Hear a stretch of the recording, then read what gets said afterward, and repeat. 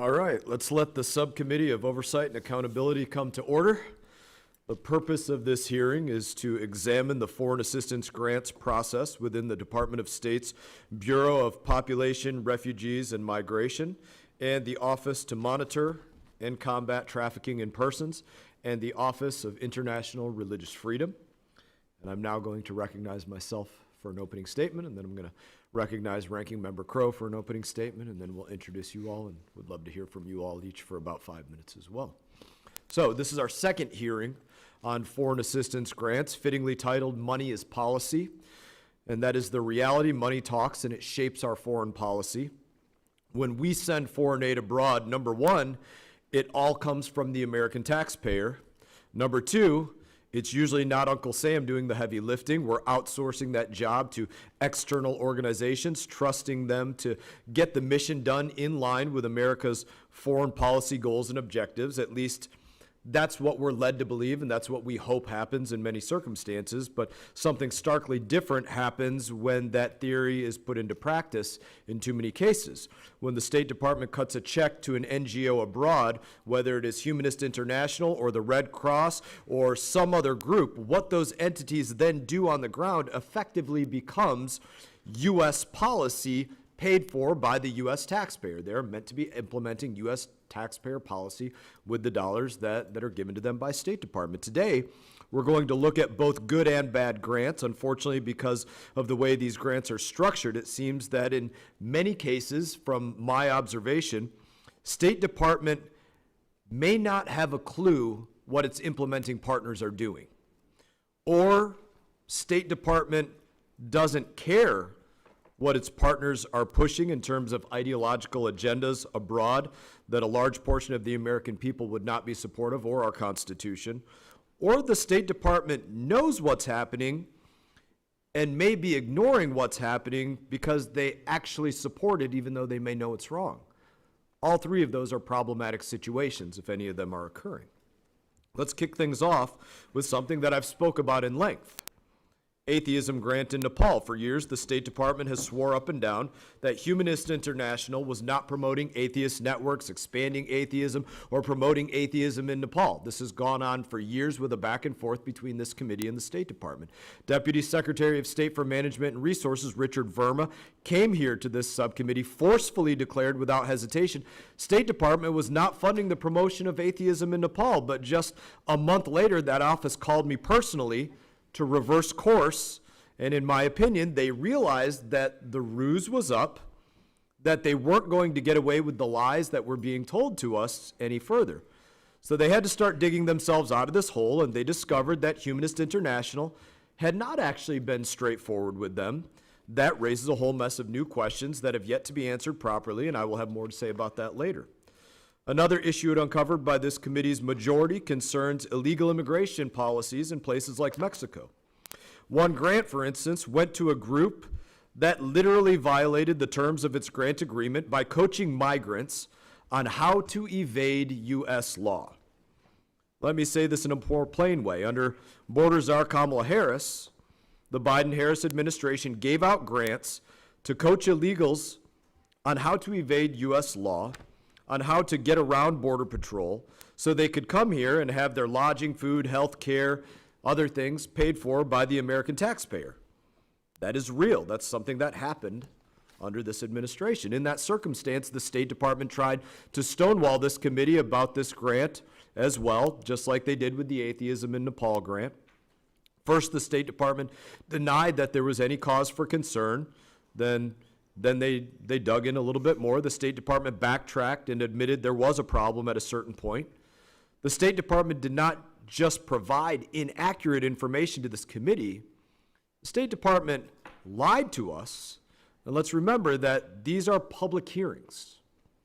And they're public hearings in the people's house, which means that if you're lying to us, you are lying to the American people from whom you actually get every single dollar which you may spread around the globe.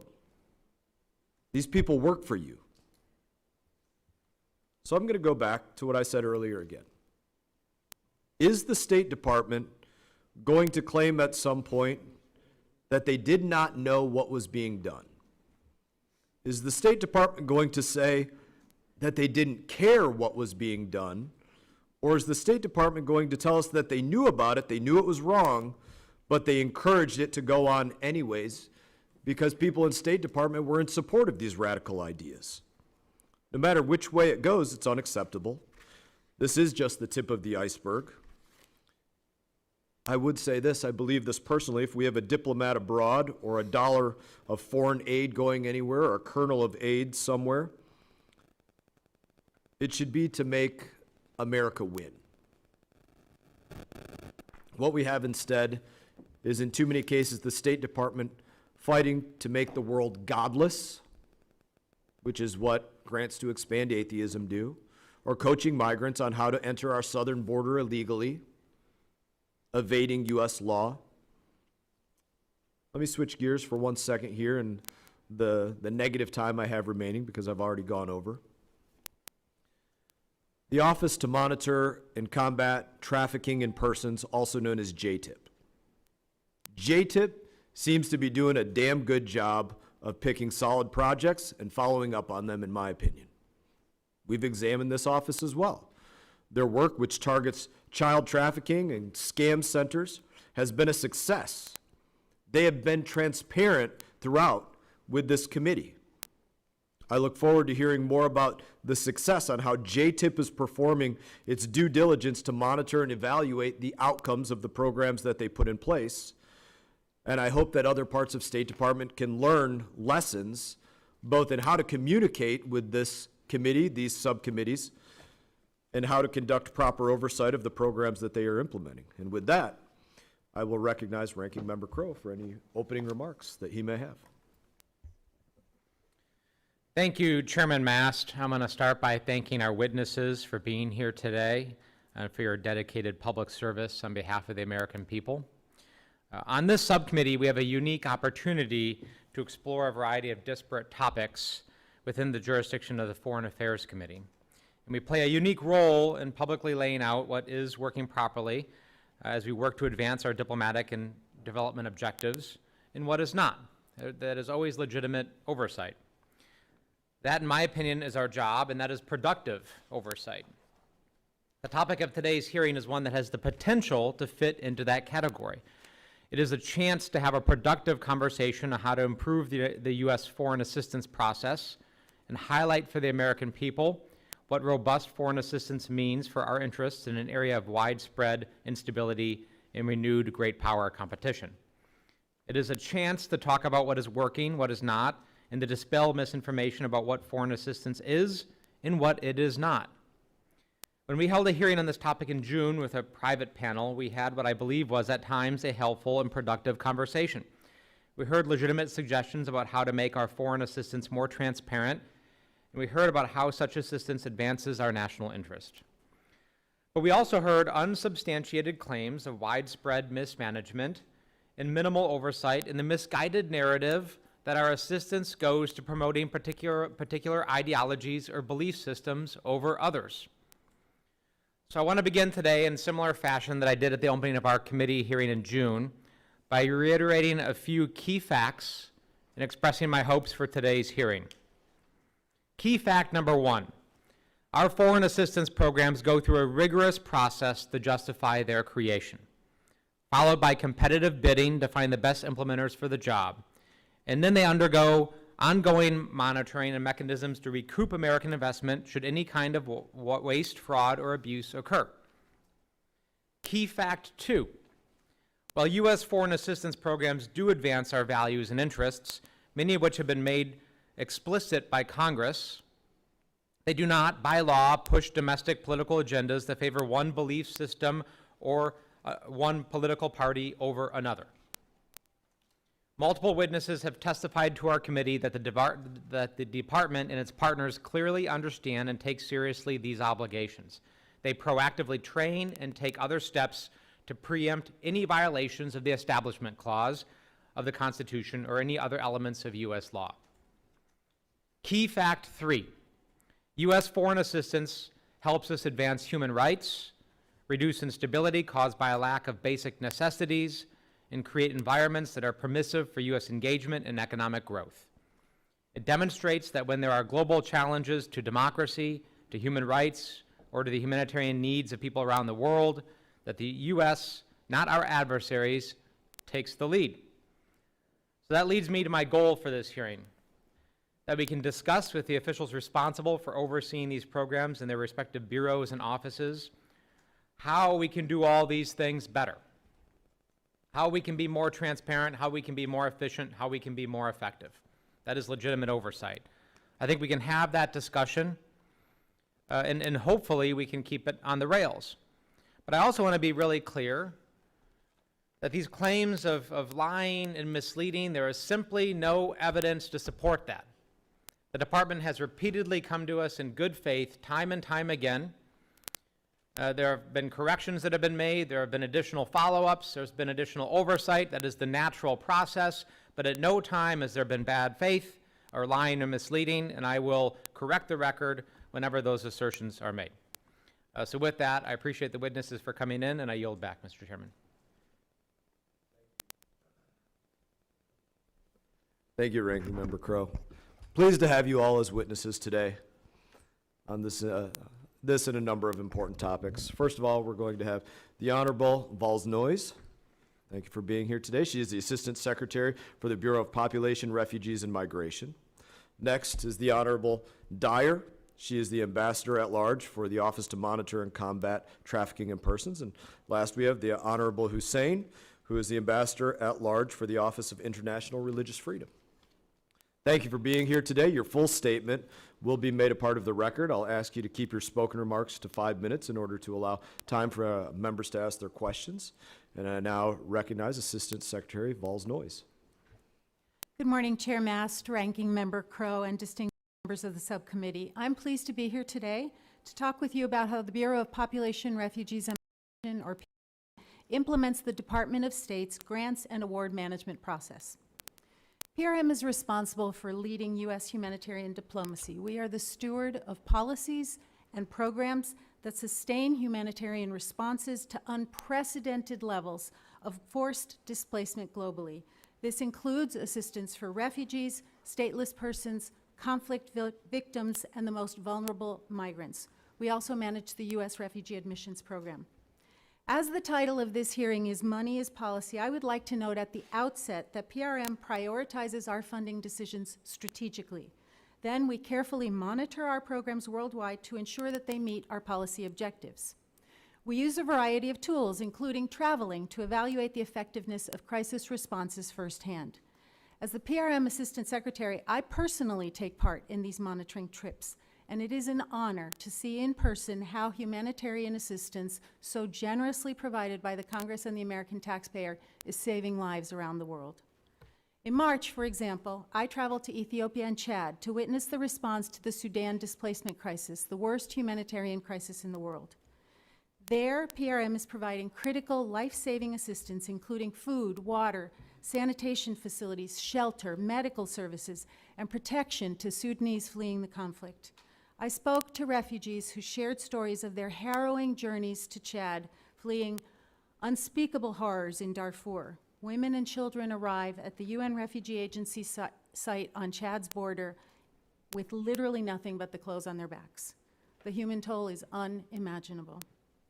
I also meet regularly with the donor community and with humanitarian actors to coordinate our work. We constantly seek new approaches to address growing gaps between the dire needs and humanitarian responses.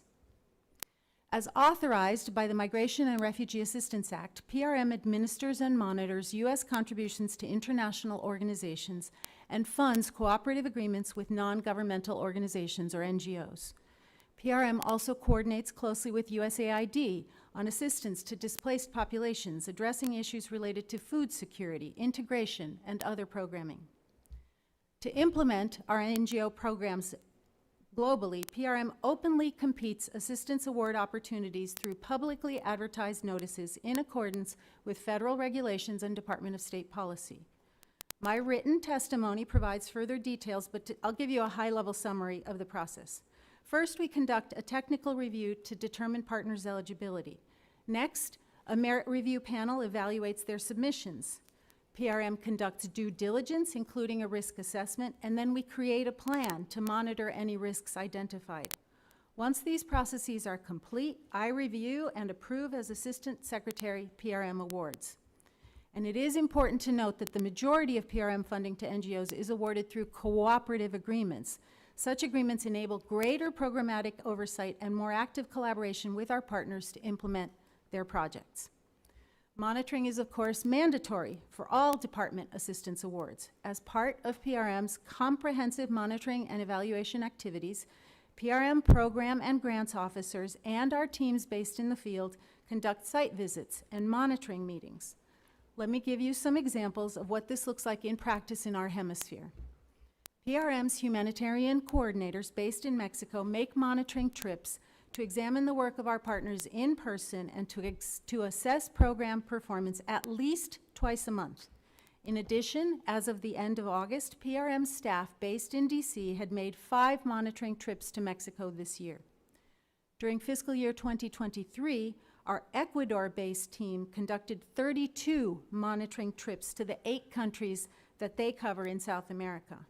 On their recent trip to Brazil, refugee coordinators traveled to 5 cities to visit each PRM partner and to meet with local government and military officials. In addition to our own field monitoring, PRM supports and accompanies members of Congress and staff delegations conducting congressional oversight efforts on their trips. So in closing, I would like to emphasize my personal commitment and that of PRM to ask as responsible stewards of migration and refugee assistance resources generously provided by Congress.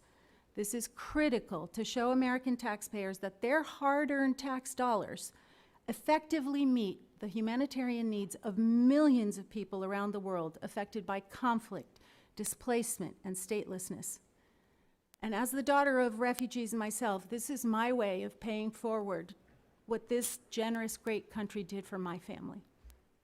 I thank the members of this subcommittee for the opportunity to discuss PRM's life-saving work done through our grants and other awards, and I look forward to your questions. Thank you. Thank you, ma'am. Now recognize the Honorable Dyer for her opening statement. Chairman Mast, Ranking Member Crow, and distinguished members of this subcommittee, thank you for the opportunity to appear before you today to discuss the work of the Office to Monitor and Combat Trafficking in Persons, or the TIP Office. Before discussing our international programs, I want to take a step back to explain the broader work of our office and how that work guides our grants portfolio. One of the core mandates of our office is producing the annual Trafficking in Persons Report, or TIP report, which assesses the anti-trafficking efforts of 188 countries and territories. The TIP report also serves to highlight how human trafficking is linked to broader national security challenges, from state-sponsored forced labor in the People's Republic of China, Cuba, and the Democratic People's Republic of Korea to online scam operations that have defrauded Americans out of billions of dollars. The TIP report is central to our grant making. Our international programs are directly linked to recommendations in the report, which focus on the 3 Ps of anti-trafficking: prosecuting traffickers, protecting victims, and preventing this crime. And these 3 Ps are made possible with a 4th P of partnership. Our annual foreign assistance appropriation of nearly $76 million is divided into 3 primary programming streams. The first is our Child Protection Compact, CPC, Partnerships Program, to which Congress has appropriated $12.5 million. These are multi-year bilateral partnerships with other governments to combat child sex trafficking and forced child labor. We have successfully concluded CPCs in Ghana, the Philippines, and Jamaica, and have 4 currently underway in Peru, Colombia, Mongolia, and Cote d'Ivoire. And we just launched our newest CPC with Romania earlier this week. The second stream is our bilateral and regional program portfolio, which represents $38.5 million. These are multi-year projects in specific countries or regions. The final stream is our Program to End Modern Slavery, or PIMS program, to which Congress has allocated $25 million. This program helps understand trafficking challenges through cutting-edge research, which is then used to target programming, making it more efficient and effective. All of our programs are selected through a rigorous review process and in full accordance with relevant procurement regulations and processes. And we notify Congress before obligating funds for all of our grants, and regularly brief authorizing and appropriations committee staff on ongoing or upcoming programs. Each year, we issue about 37 new awards. We currently have 118 active awards, all of which are listed on our public website. Nearly 3/4 of our implementing partners are nonprofit organizations. The rest of our implementing partners are international organizations, including the UN Office on Drugs and Crime and the International Labor Organization. We seek to always be responsible stewards of taxpayer funds, and of course, we want our programs to be as successful as possible. After a project is awarded, we work closely with the implementing partner to ensure it stays on track based on established performance indicators. Our program officers regularly conduct site visits. Our office also requires implementers to fund an external evaluation of their own project. As a result, we have a very strong track record. We take our fiduciary responsibility to the American people extremely seriously, and we want to ensure every single dollar we spend has the greatest impact possible to protect victims, prosecute traffickers, and prevent this abhorrent crime. I am incredibly proud of the work our office does to combat human trafficking and protect vulnerable children, women, and men around the world from exploitation and abuse, and to advance American interests and values. And I am grateful for Congress's strong bipartisan focus on this issue and support for our work. Thank you. Thank you, ma'am. I now recognize the Honorable Hussain for his opening statement. Thank you. Good morning, Chairman Mast, Ranking Member Crow, Representative Issa, Representative Dean, and distinguished members of the subcommittee. I've had the honor to serve as U.S. Ambassador at Large for International Religious Freedom since 2022, continuing our country's proud tradition of working on a bipartisan basis to protect religious freedom for everyone, everywhere. During my prior time in government, I led an effort to protect Christians and other religious minorities living in Muslim-majority countries, resulting in the landmark Marrakesh Declaration in 2016. This work followed our efforts on an important effort to counter blasphemy laws that are often used to target religious minorities. I've also worked closely with past U.S. envoys and current U.S. Ambassador Deborah Lipstadt and Second Gentleman Doug Emhoff on countering anti-Semitism around the world, including by taking delegations of imams to the Holocaust sites to combat Holocaust denial. I am proud that these efforts were recognized in the endorsements of a number of individuals and groups, including my predecessor, Sam Brownback, my predecessor, David Saperstein, the American Jewish Committee, the Anti-Defamation League, Christian Solidarity Worldwide, American Baptist Churches, Open Doors USA, and the President of the National Council of Churches. We continue to work on a bipartisan basis with these individuals and organizations and others, including In Defense of Christians, where I'll be delivering remarks at their annual reception tonight. The Office of International Religious Freedom's mandate was established by the International Religious Freedom Act of 1998, which passed by an overwhelming bipartisan majority, and our policies and general processes have remained consistent across the past 5 administrations. The thrust of our work falls into 3 broad categories: exposing, countering, and preventing religious freedom violations. First, our work to expose religious freedom violations is focused on our international report that documents religious freedom violations in every country in the world. These reports are read by governments and civil society around the world. In April, in an indictment of 2 individuals for opening and operating a illegal overseas police station used to target Falun Gong practitioners and other members of the Chinese community on U.S. soil, the DOJ specifically cited the 2021 International Religious Freedom China report, noting that the Chinese Communist Party maintains an extra-legal party-run security apparatus to eliminate the Falun Gong movement. Second, our work to counter religious freedom violations is focused on using our diplomatic and program tools to assist people who have been or are at risk of being persecuted for their beliefs. And third, efforts to prevent persecution focus on addressing the abusive laws, such as blasphemy laws, and policies that foster environments where discrimination, harassment, and violence take place. We work on individual cases of repression, and we're never off the clock, often getting notified in the late hours of the night of individuals who have been arrested or wrongly detained, and realizing that every minute that we wait to jump into action can cost someone his or her life. We do this work whenever and wherever it is needed. Last year, we worked extensively with the Shenzhen Holy Reformed Church, or the Mayflower Church, to protect its members' right to freedom of religion or belief in the face of relentless pressure from the Chinese Communist Party, even after they fled China. On April 7th, I was thrilled to welcome members of this church to the United States, where they celebrated Easter at a Texas church in safety. Most recently, my office supported the long-negotiated September 5 Nicaraguan political prisoner release. The 135 political prisoners included approximately 60 survivors of religious persecution, including 13 individuals from this group who are affiliated with the Texas evangelical organization Mountain Gateway. And we continue other substantial efforts to protect people of all faiths in places such as Burma, Bangladesh, Pakistan, India, Nigeria, and Saudi Arabia. In recent years, our programs have focused on countering discrimination and abuses targeting members of faith communities around the world, including religious persecution in the Middle East, Asia, Africa, Europe, and South America. We have worked closely with other offices across the department to address the dangerous rise in anti-Semitism, to counter genocides and crimes against humanity impacting members of religious minority communities, including the Yazidis, Christians, Rohingya, and Uyghurs, and to combat hatred directed at particular religious communities.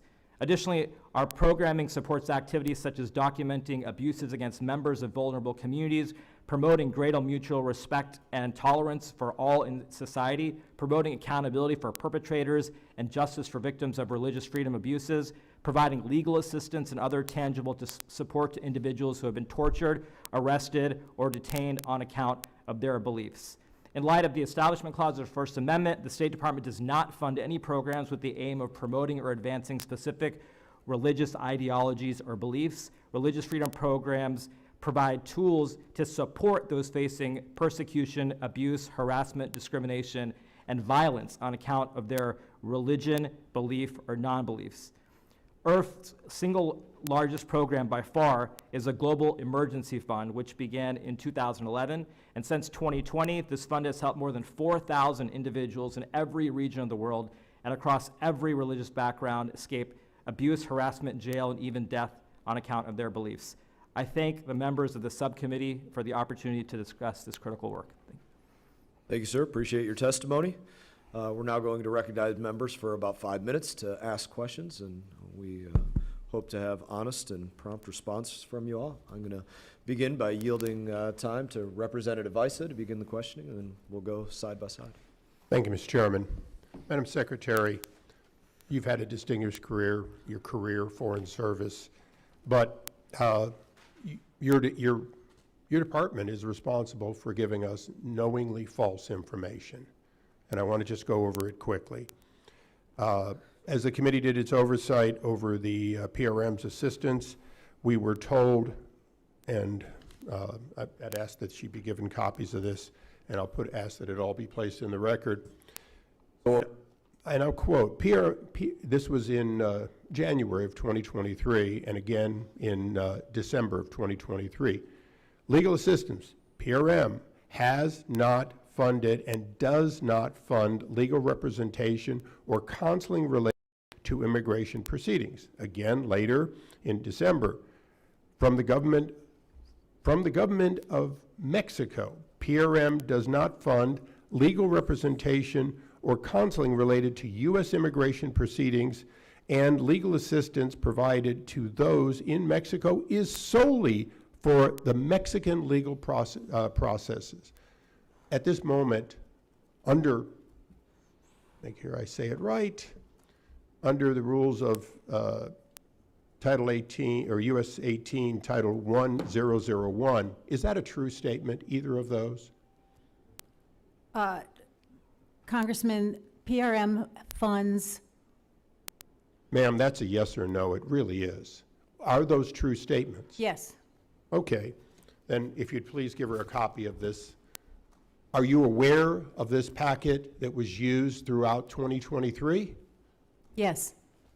Does it limit to legal activities in Mexico? Or does it, on pages 9, 10, and 11, clearly advise people on how to get asylum in the U.S.? This packet of information, Congressman, was not funded by PRM. It was funded by the UN Refugee Was this Agency. organization at this time under funding from the United States? The organization was, this packet was not Okay, produced with so U.S. funding. one of the problems with the title I mentioned to you is that it makes it a crime to use tricks or mislead. Were you aware of this activity under other funds while you were funding this organization? Congressman, this slide deck and these briefings were begun before I was confirmed as Assistant Secretary. Ma'am, they were going on during these days of those statements. Right in the middle of it, the packet says May of 2023 was the revision. I'm going to go back to the original question because I think it's the most important question for you today as a Senate-confirmed officer. Were you aware of this packet?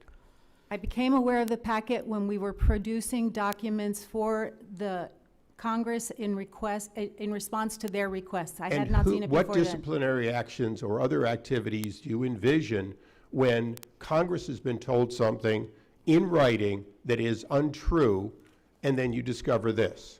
Congressman, again, I repeat, this packet was not funded by PRM. We became aware of it when the... Ma'am, I'm going to make something very clear to you. The intent of Congress is not to use the fungibility of money to give an organization that goes out with the people that you are funding, and those people and that organization do something inconsistent with what you tell Congress and what your mandate is. Money's fungible. As long as you give to this organization, which I understand you're still funding around the world, and they have a dual purpose, and they use that dual purpose to do something that Congress clearly doesn't want.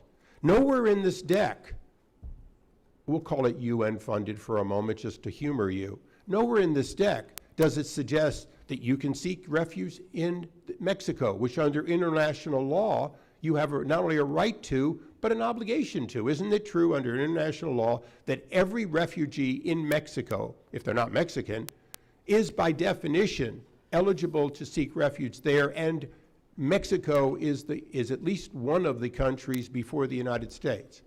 So at a time in which every individual handed this had traveled into Mexico, a country that would have required visas if they, and or a claim of asylum to let them in, they were allowed in only because your organizations, along perhaps with the UN, was in fact funding their trip to the United States. In other words, you were part of conduiting people to circumvent international law.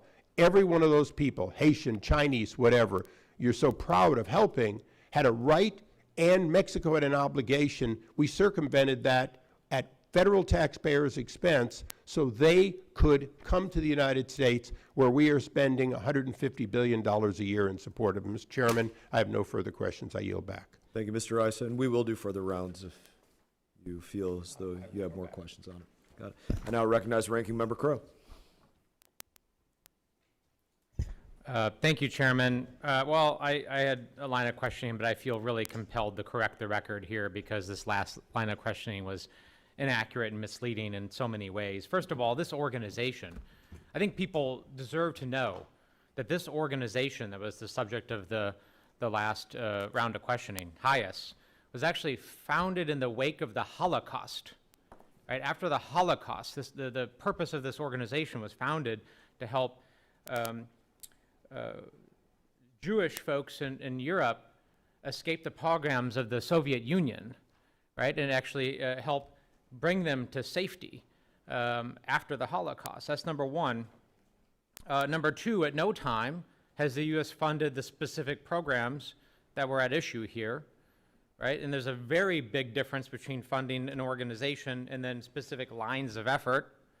Number three, the information itself about navigating the Mexican immigration system actually is available on, wait for it, the CBP website of the United States, right? That is publicly available information on the Customs and Border Protection website. And then the last thing is, I just find it very disingenuous, frankly, when my colleagues will question somebody or come after a witness based on transcribed interview testimony and transcripts that they literally have refused over and over again to make public. Taking an interview of a witness and then refusing our requests to make that public so that the public can actually see the full context and the full meaning of what happened in those interviews, instead cherry picking certain parts to attack a witness. So I just wanted to level set that. And then Ms. Noyes would love to give you a minute or two of time to actually address the issues, since you didn't really have that opportunity to do so just now.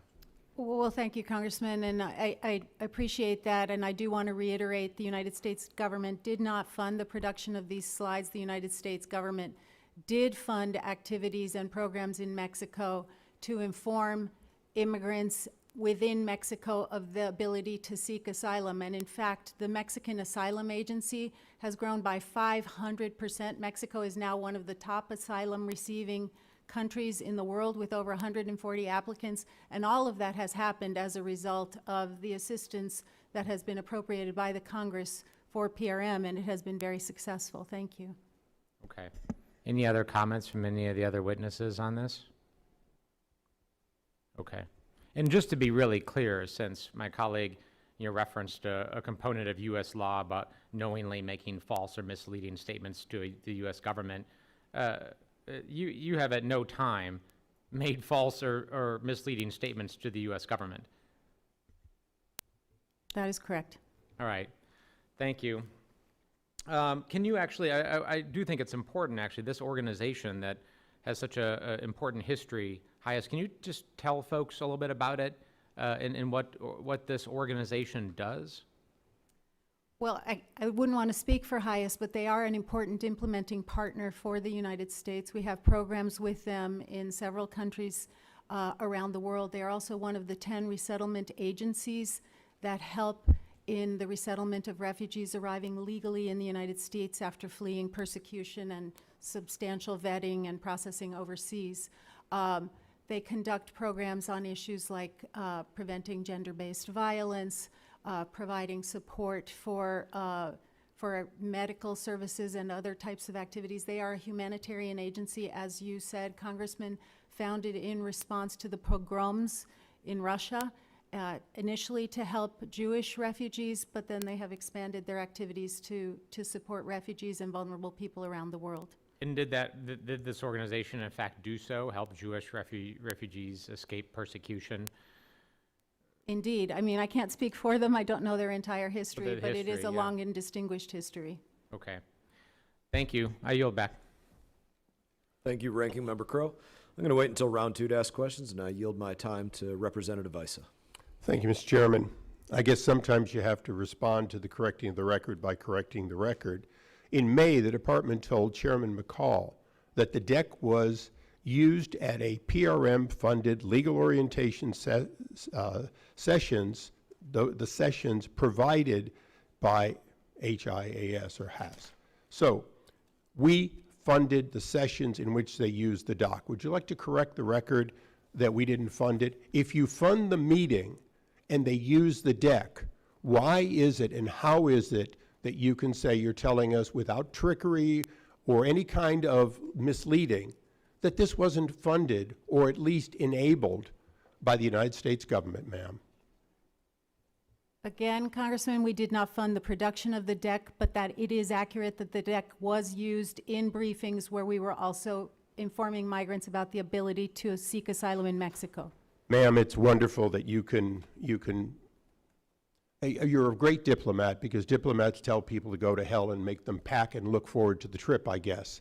Because there is no truth in what you just said. It is extremely clear that if a group, I don't care who printed it or handed it out, a group you were funding and funding waters and transportation, everything else, to bring to an event, host the event under the color of the United States of America, not the United Nations, and then you say, well, we didn't fund it. They got the money fungibly from somewhere else. Ma'am, there's not one American that would believe that. And by the way, to look at an organization and say, well, in the past, it had a great history, no question at all. My general counsel and one of my best friends was a refusenik that this organization probably helped his family get out. That's not what this organization's doing today, and it's not what you're paying for. If you fund them and your people see them handing out this deck, and pages 9, 10, and 11 are clearly not telling, in fact, not one bit of this document helps them stay in Mexico or implies they should. It makes it very clear that, in fact, this is how you circumvent law, by what you say to get into the United States. That is just the truth. And I appreciate Ranking Member Crow wanting to correct the record, but the record is the United States government paid for sessions in which knowingly this was used, and you still stand behind the statements made to this committee that you do not do it, and you were making those statements while people were handing this out at U.S. government paid for events. Is that correct?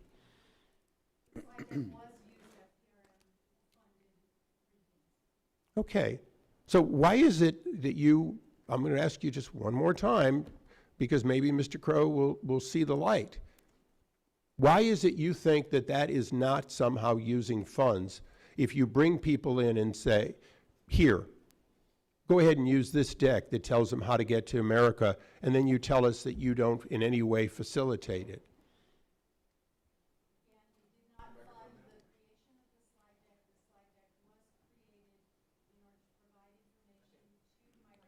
Please turn your microphone on. Sorry about that.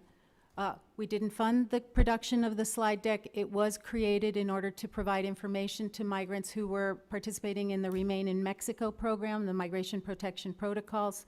PRM stopped funding for HIAS in Mexico in 2023. We do no funding for the agency. Okay. Lastly, and the chairman's been very kind to give me this time, can you give this committee assurance today that no organization attends U.S. government-funded events in which these migrants are made available and provides similar information today? Congressman, we are fully cognizant of the requirements in the 2024 Appropriations Act, which stipulates that. We are in full compliance with that. In fact, I sent letters to the heads of all international organizations that we fund to inform them of that stipulation. And so, yes, I can say unequivocally that such briefings are not happening with U.S. government funding. Okay. Since I represent a border district, I have about 80 miles of the Mexican border east of San Diego.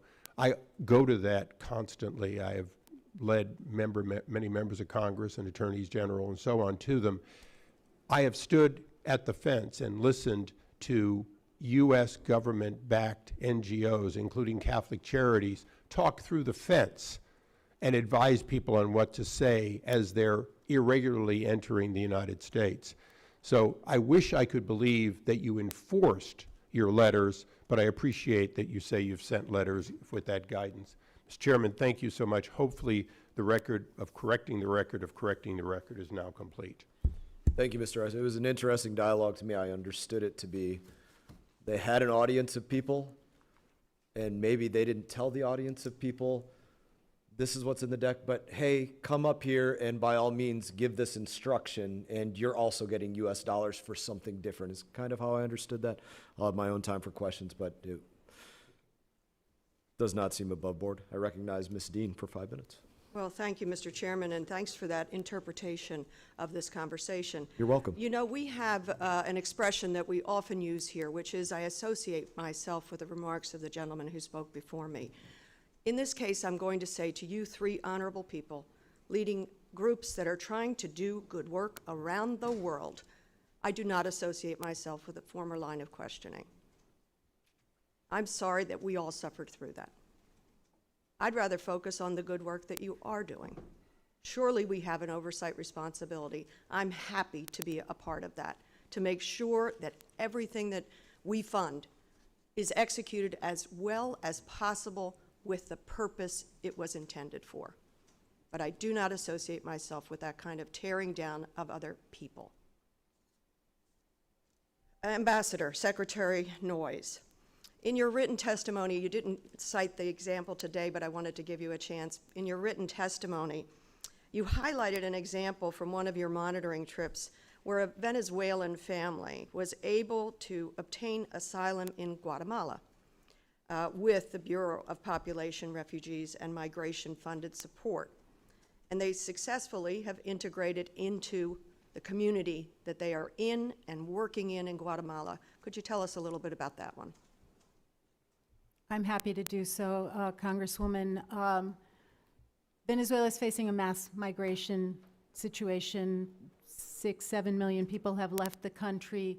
94% of those people have actually remained in other countries in the Western Hemisphere. They are not coming to the United States. 94%. 16 out of 17. And that's in very large measure because of the types of activities and programs that PRM is funding. We have, for example, provided funding and assistance, capacity building in Colombia, which now hosts and has provided legal status for over 2 million Colombians. Ecuador, Peru, Brazil are doing the same. Mexico is providing massive amounts of asylum for people from around the world who've arrived in Mexico. Costa Rica has provided safe haven for 600,000 Nicaraguans. PRM is very proud on behalf of the American people to support efforts to support these governments as they seek to integrate people in our hemisphere. We work very hard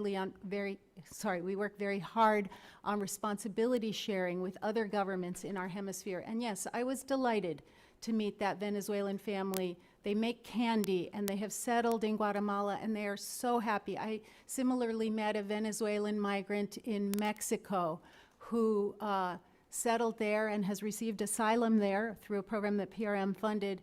And he told me now that his favorite food is tacos and he's looking for a nice Mexican girl to settle down and raise a beautiful Mexican family. And there are stories like that all over our hemisphere as a result of American taxpayer-funded programs and activities that I think uphold our values, but also our national security in helping to address the worldwide migration crisis and its consequences here in our hemisphere. So thank you for the question. And I want to honor the extraordinary work you did in Chad and Sudan and just the devastating suffering that is going on there and the work you're trying to do there. With the detail of what you just talked about, this family with their candy company, what's it look like? Can you paint the picture? What does the assistance look like to get a family that kind of placement and thriving, the ability to thrive within a community? And then what impact does this have on the U.S. border? Absolutely, happy to do so. The PRM funds activities like capacity building for asylum agencies and immigration services in other countries. We can provide support for database systems, or for, in Colombia, we funded a system to create new ID cards, like fraud-proof ID cards for for Venezuelan migrants in Colombia. We provide protection services to make sure that people are receiving protection and care to prevent them from being smuggled or trafficked. We also work very closely, again, through our diplomacy and our work with other governments in the hemisphere on responsibility sharing to address all of these issues. So all of this work goes to helping people who've had to flee their countries because they're fleeing persecution or war, violence, gangs, the effects of climate change sometimes. Helping people to settle down and integrate in the country where they find themselves, and to find safety and to start a new life there. Everyone who starts a new life in another country in our hemisphere is someone who is not coming to our border, and that helps support our national security as well as our humanitarian objectives. I see my time has expired, and I apologize I did not get a chance to speak with both of you, but I thank you for your work, and I yield back. Thank you, Ms. Dean. Chair now recognizes Mr. Mills. Thank you, Mr. Chairman. Thank you all for being here today.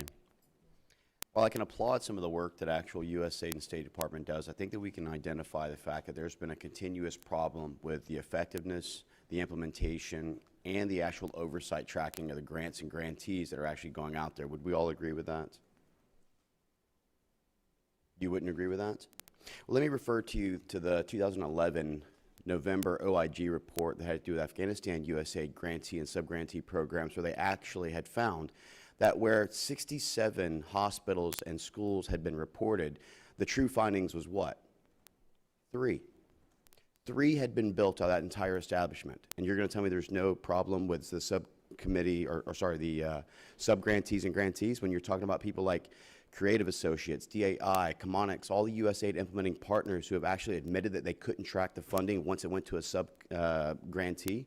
That's not a problem? Congressman, I'm not familiar with this 2011 report that you're citing. It's actually the USAID OIG report, November of 2011. It actually talked about a program called ASI South, the Afghan Stabilization Initiative South. Are you familiar with any ASI programs or the Ramp Up, the regional Afghan municipality programs, or any of these types of programs? No, sir, that was 10 years before I joined PRM. Well, I can tell you that nothing has changed since then, and this is what I'll go for. This is a short history of grant deficiencies. You know, the State Department engaged in increasingly complex acquisitions, procurement needed services, and the department needs to ensure the contractors and grantees properly chose, work and conducted monitored objectives, and have problems getting the effectiveness being contained. That was the OIG in 17. In 18, they talked about oversight weaknesses and mismanagement, also increased possibilities that the purpose of the instruments will not actually be met. That was 2018. In 2019, they actually talked about the department entities domestically and abroad did not consistently and adequately monitor contract performance, conduct through invoice reviews, or oversee grants and foreign assistance programs. That's 2019. I can continue to go on and provide this list, 2020, 21, 22, 23, and even as recently as this year when the OIG reported that whether its resources are used for core operations or destined for contracts, cooperative agreements, or grants that further foreign assist programs, the department's ability to manage its significant resources efficiently and effectively continues to remain a challenge for us. Sounds to me like the OIG continuously, regardless of whether or not it was 10 years prior to your coming or not, over the last 10 years that I can show right here, the OIG reports that you're still having problems tracking the utilization of the fundings and sub-grantee money. Is that not correct? Sir, I could tell you that the OIG has pointed to PRM's processes as a model.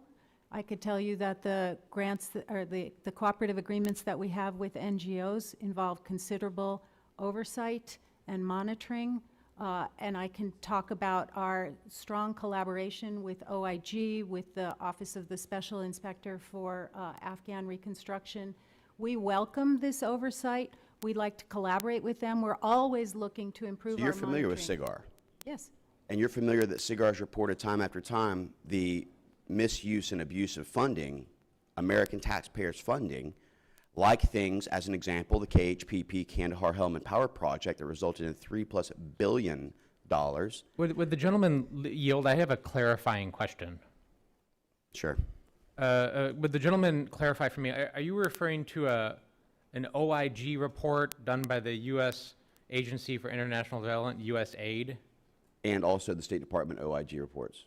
So I think it would be helpful, I think these are melding because you referenced a whole bunch of USAID reports. Obviously, this is a State Department panel. I understand that, but the State Department does actually provide the oversight for USAID. Am I not correct in this in some way? I understand that. I think it would be helpful because there's confusion and melding with the questioning. If you could just clarify for the witnesses which reports you're talking about. For the Vice Chairman here, do we not, when we appropriate things under the State and Foreign Ops budget, does that not include State Department and USAID, and the State Department ultimately has the oversight of that funding? But there are different OIGs. I understand that, Yes. but both OIGs have reported that there is actual an issue with the grantee and sub-grantee programs when it comes to Yeah, and what I'm tracking asking the funding. gentleman to clarify is when he's asking questions, if you could just be more specific. Let's go ahead and talk about SIGAR. Okay, Most of those I'm were not in debating the reference to that to gentleman. I'm begin. just asking if the gentleman will Reclaiming my clarify time. Reclaiming my time. which OIG they're Reclaiming my referring time. to. Let me ask this question to make it easy. If a grantee fails to comply with the terms of its grant agreement or otherwise violates U.S. law, is the grantee suspended from receiving further U.S. funding? Yes, and I can give you examples of when we've done that in PRM. Okay, can you explain how that process works? So we have a very robust system of monitoring and evaluation that includes written reports, performance reports, financial reports, desk audits, interviews, site visits, as I described in my testimony. And when, in the course of conducting this oversight, we find that a recipient of U.S. funding, one of our cooperative agreements, is failing to meet the benchmarks that we have agreed on, then we have suspended funding. We did that in So can you tell me where we're at then? And I appreciate that. With the implementer of the atheism grant that was referred for suspension, where is that now?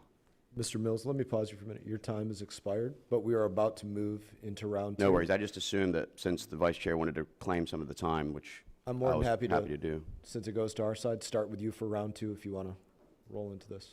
Would you like to? Because you can have 5 minutes now if you want. No, that's right. Go ahead. Okay. We're going to roll into round two of questions. I'll begin with myself. We'll continue to go back and forth. I do want to start with something under the title of correcting the record with my ranking member. This was a letter from Noyes to Rockaloo referencing the numerous times that we spoke about the atheism grant. And by the way, it was an atheism grant. This is a copy of the atheism grant. It says promoting and defending religious freedom inclusive of atheists, humanists, non-practicing, and non-affiliated individuals. It goes into very specifics on it, but you spoke as well, Mr. Hussain, about there wasn't anything on atheism. There is. But I want to go to the record of what Noyes to Rockaloo sent us following, let's see, all of the times that we asked about it: April 18, June 8, June 19, October 20, November 9, November 29, November 30, all in 2023, February 16, August 3, February 22, March 30, to April 18, 2024, and other hearings that we had here. And here was the short part of the response that I want to read. The department has since learned that the documents provided by the grantee to the department and in turn the committee were not in fact the version of the slides used in the relevant training. I'll submit this for the record. And the long and the short of this is State Department, Noyes, Secretary Verma all came back to this committee and said, hey, all those times we testified to you or wrote you letters about atheism and that not happening, turns out we were dead wrong. And in fact, the slides actually showed they were doing this, and we're telling you that we didn't get the full slide deck from them, and so I hope that, as the ranking member said, he would correct the record. He would take that as that is the correction of the record by State Department. They did literally over and over and over tell us the wrong thing, lie to us, whatever you want to call it. That's what happened, and they acknowledged it. So it has been revealed that the State Department actively promoted atheist and humanist groups and their membership in clear violation of the Establishment Clause. So you stated, Ambassador Hussain, you began in 2022. What month of 2022? Okay, how many people report to you? Approximately 40. Approximately 40. And did you know that this was a violation of the Establishment Clause, or when did you learn of that? So the program that you've cited, Congressman, was a program that I believe was approved in 2020 internally, and you cited the title of the program. It's a program approved in 21. The internal process by which it was created, and then it went out in 2021. Did you know it was a violation of the Establishment Clause? No. When you learned about it? When did you learn about it? I learned about the program when I came on board. I believe it was finalized internally in the department in 2020. It started in 2021. I came in, the focus of our work. You learned as I about it in mentioned- 22 when you came on board, Yes. and you didn't jump out at you and say, this is a violation of the Establishment Clause? The program, as you read correctly, the title is a program to defend religious freedom of people around the world, inclusive of atheists and humanists. So it is a Did you ever program think that there can were be- problems with this grant? When you, in 2022, when you learned about it, at any point did you like, I'm not sure if this is above board, let me at least dig into this a little more? Did that occur at all? Absolutely, Congressman. We've had back and forth with the committee, and we take our responsibility to be responsive to oversight very seriously. So there's been a number of letters that have gone back and forth. There was a request to produce documents regarding the NOFO, and we responded to each one of those requests. Then there was a request about documents as a part of the grant as it's being implemented. I just want to let you know, I'm Yeah. happy to let you speak because I'm going to take as many rounds as this takes. I don't care if we Absolutely. go to round 20 to get through this, but I'm going to have a number of questions on this. So by all means, speak as long as you want to, because actually, right now, you're digging a hole No, for and yourself. I'm gonna get to that in a minute. appreciate the opportunity to get to the bottom of it as well, sir, because as we found out more information, and we found the slide, which the committee requested slides, we immediately went to the implementing partner and asked for those documents as well. And as soon as we received it, I believe it was on April 17th, we notified, you mentioned the call that you received on April 19th, as soon as we could, and then recommend the matter to Office of Inspector General. I take very seriously as You someone think that's the on a first day- time that there was correspondence in that way? Like, hey, there's concerns, let's make sure that, you get us the appropriate slides. Would you say Well, we- that, to your knowledge, that's the first time? We that have took place? quarterly correspondence with our implementing partners. We have written materials that come in, performance evaluations, financial reports. So we are in a rigorous process of checking in as per our requirements by law to check in with our implementing partners, and we've done that including through site visits. As we learn more information about the questions that the committee requested, we've tried our best to provide that information to the committee. And as someone that works on a day-to-day basis on literally saving the lives of people that are suffering around the world, Christians that are being persecuted for blasphemy and apostasy. I mentioned, for example, the recent political prisoners that came from Nicaragua, those that we welcome from China, individuals that have been sentenced to death for leaving their faith, for example. Our focus on a day-to-day basis is to make sure that we're engaging that diplomatic work, that we are also overseeing the many, many programs that we have around the world. We take every single penny seriously. And so when there was a suggestion to me when I came into this role that perhaps there is promotion of atheism, my initial reaction was, it's completely against the law to promote atheism. I do not accept that, or to promote any religious faith in this job. As a person of faith myself, I take very seriously the importance of protecting the religious freedom of all people around the world, and the International Religious Freedom Act of 1998 requires us to protect the religious freedom of all, including people that don't have any particular belief. And so my understanding of the grant when I came in is that it is designed to protect the right of individuals not to follow any particular faith. That's something that's been championed by Representative Chris Smith, who's been a tremendous supporter of our efforts and our religious freedom work around the world. He has said himself that he will support the right of individuals to not belong to any particular faith community. And the Earth Act itself says that the freedom of thought, conscience, and religion is understood to protect theistic and non-theistic beliefs, and the right not to profess or practice any religion. So I actually think there's more that we agree on than it might seem. I think we all agree in this room that it's our responsibility to protect the religious freedom of all people around the world. That could extend to protecting the rights of people not to believe. And we all believe that promoting any particular religious faith using taxpayer dollars is wrong. And it is wrong to promote atheism. It is wrong to promote any particular religious faith using American tax dollars, period, full stop. And that is my belief, and that is how we've tried to execute the work of our office. And if there are times when there's a grantee that has done something that causes concern or has done something otherwise, then it's my responsibility and our responsibility as an office to come to you and to say, we've discovered something that may not be in line with that mandate and that responsibility.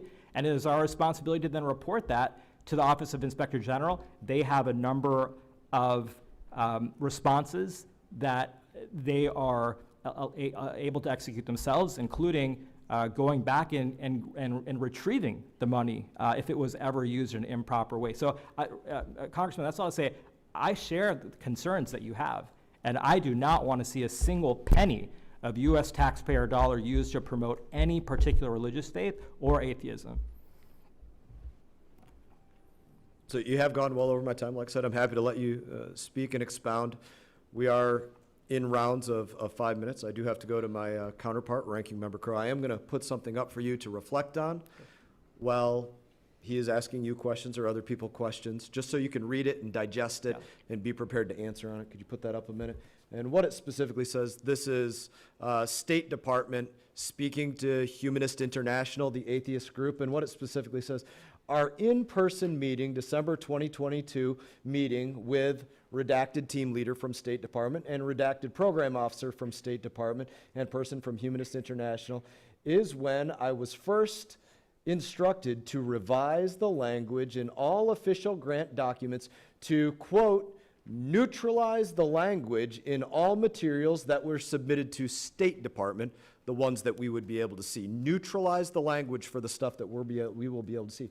The changes to language did not impact the activities that we were doing, that were carried out. The activities remained the same. We just changed the language of what we were reporting to State Department. I was instructed by State Department to exclude and or remove such language from official grant documents. I was not instructed to exclude or remove the language from the program documents, the actual materials that people were given. No changes to program activities were requested by State Department. I'm not going to ask you any questions on it. Stare at it, look at it, read it, reflect on it, think about it. I'm going to go to my colleague, and then I'm going to hammer you on it. You're recognized for 5 minutes.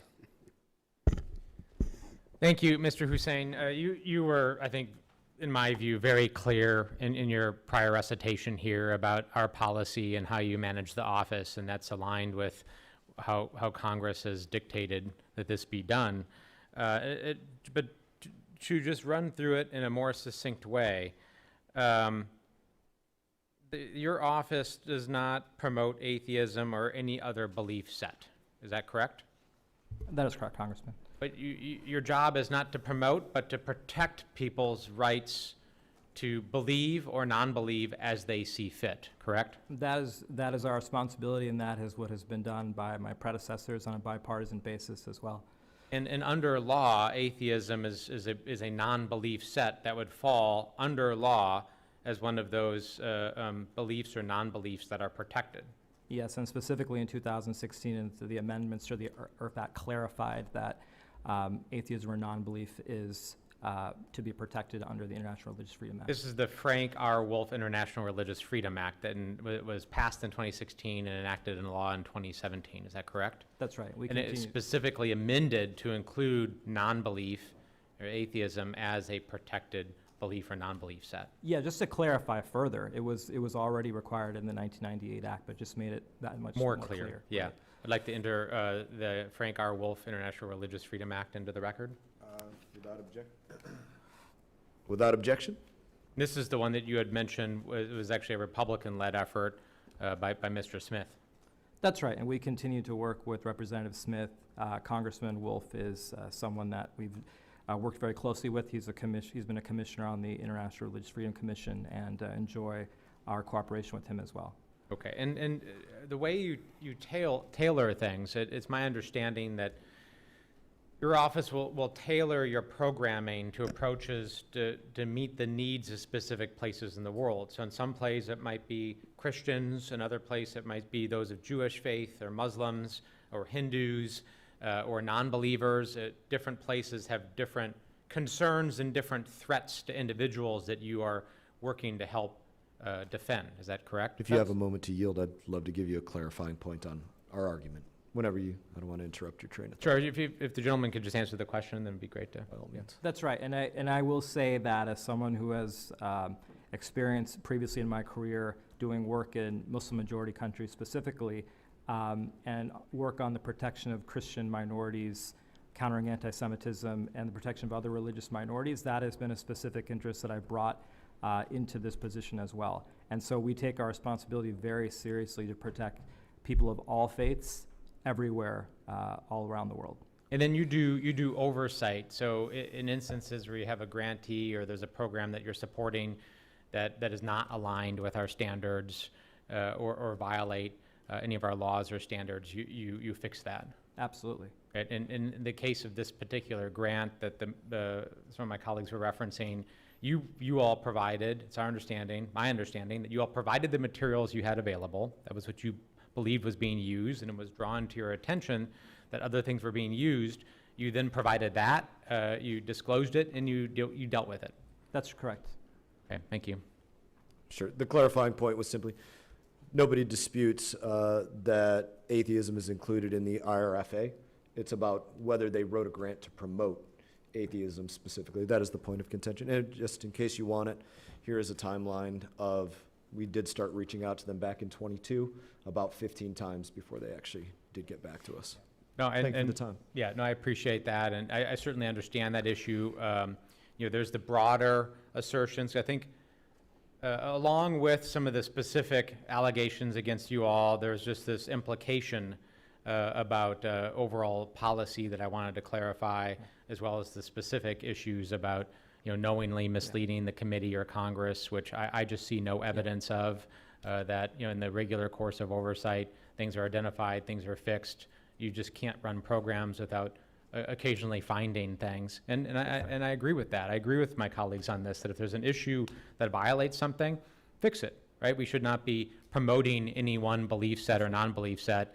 And certainly in this case, it was identified and it was fixed. And I want to fix it more than anyone else if there is an issue, because I spend 99 some percentage of my time fighting for the rights of people of faith around the world. Yes, there are atheist communities around the world. We protect their rights as well. But any insinuation that the office is set up to protect or promote atheism is misrepresentative of the fact that the vast majority of the work that we do is helping people that are in dire straits, people of faiths that I mentioned in my opening statement and in some of our exchange here. And that's a responsibility that we take very seriously. And if I may, another 30 seconds or so, I just want to also go into this issue of bad faith or knowingly withholding things. At any time, Mr. Hussain, were you in the possession of this purported slide deck, or this slide deck that not purported but actually does exist? Were you withheld that and did not provide it for any lengthy period of time to prevent it from coming into the purview of this committee? No, sir. I believe that we were in possession of it on the 17th of April and provided it by the 19th. Okay, thank you. Yield back. Thank you, Ranking Member Crowe. And FYI, they provided an inaccurate slide deck and then later provided an accurate one. But can I clarify that? Please, by all means. But they provided what they had, right? They provided the slide that they had been given, and it was later clarified that was not the one being used. So that was actually oversight that worked. Something was inaccurate by a grantee. They found, came in possession of the accurate one. They almost immediately disclosed that to the committee, and it's since been fixed. That's my understanding. It's actually a couple of years after they told their implementing partner, neutralize your language. Don't neutralize what you're doing with the program. Neutralize your language. So we'll certainly get into that, and we can have some more back and forth on that. But bear in mind, this was not immediately. There were several years of stonewalling, and if you recall, we did have a hearing where you chastised the staff members of this committee. I believe it was you chastised the staff members of this committee for being in Nepal and actually going to speak with the people on the ground there. It was only in speaking in person with the people on the ground there that oversight was actually being able to conduct it. That's where they actually, oh crap, they actually caught us red-handed, now we need to start turning over stuff. That was after years of And questions. if I may, Chairman, Please. Since you're Dialogue, by all means, yeah, open no, dialogue. I mean, listen, I'm not going to get into an argument here. When you reference that incident, that was about spending over $80,000 on a taxpayer-funded trip that I believe was excessive. But It was a the charge of bipartisan Codell the staff charge delegation. of bad faith by this department simply is not supported by the facts. I think that's been made very clear by the witnesses here, and I will always vigorously contest any allegation of bad faith, as distinguished from valid, legitimate oversight that both the department and this committee conducts. So Thank it you. was a bipartisan staff delegation to numerous places, and them going over there and being on the ground in Nepal, that is oversight that they conducted, no doubt about it. But again, it has been pointed out, gentlemen. it was absolutely bad faith, but we're going to get into that more. It is now time for, I do have to recognize Mr. Mills, I can't go to you first because we have two members that haven't been here for questions yet, but we are, you will be after that, and then in the next round, it comes back to me, so I've used my time. We will go to, is it Ranking Member Perry or McCormick that's up next? All right. Chair recognizes Representative McCormick. Thank you, Mr. Chair. I'll go with Ms. Noyes. You're the Assistant Secretary of the State Department Bureau of Population, Refugees, and Migration, commonly known as PRM. What does the P or population and PRM refer to in your Bureau's title? It refers to the provision of information and diplomacy with regard to population policies in international organizations. Okay, does that have anything to do with abortion? The United States government does not, PRM does not support, fund, or in any way provide support for abortion or abortion services. Thank you. Interesting, I was concerned that when I saw social media content on one of PRM's partners in Mexico, there was a advertisement that we pulled down and actually printed out for us. That kind of concerned me a little bit. This entity is called the Hebrew Immigrant Aid Society. Are you familiar with HIAS? Some of my colleagues mentioned it earlier. It's promoting abortion services for Mexican migrants or people migrating through Mexico. I can show you the brochures. As a matter of fact, this is one of them. This basically tells migrants where to call if they need an abortion. It's an associated advertisement. Here's another post when migrants ask if they know their sexual reproductive rights, referring them to, once again, abortive resources. The Instagram post raised the question that I must ask: does the PRM fund any sort of abortion processes in Mexico? No, I will tell you what we do fund, and It's okay, that's all I really want to know. I understand what you do the fund. State Department does not fund abortion or abortion services in Mexico or in any other country. We are in full compliance Got it. with all U.S. laws. So it does not directly or indirectly support abortion. I got it. With that said, I have a poster here. If you look at the one on that side, it basically talks about different places that we support, PRM, that we fund even. And that these facilities right here are all associated, including 7, which is a place where you get abortions, that we support financially.